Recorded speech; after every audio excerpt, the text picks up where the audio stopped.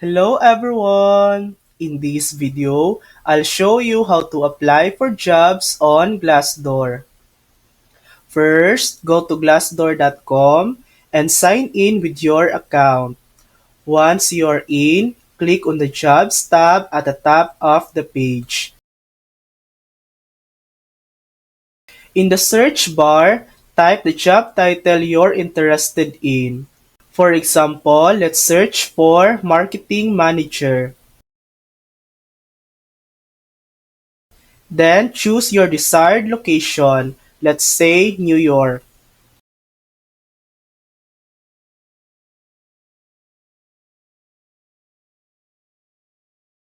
Glassdoor will load available jobs that match your search.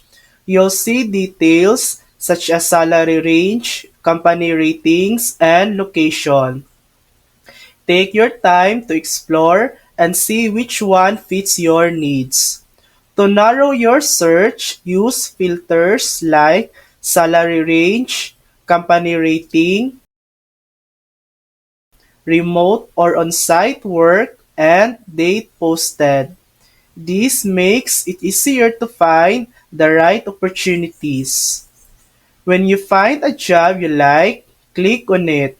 If it says apply on employer's site, you'll be redirected to the company's official website or another platform like Indeed to complete your application.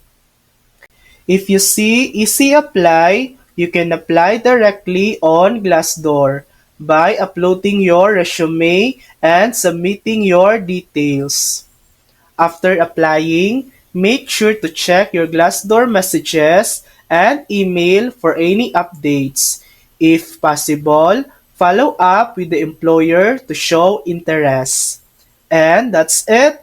That's how you can apply for jobs on Glassdoor. Thanks for watching! If this video helped you, please like and subscribe for more helpful tutorials.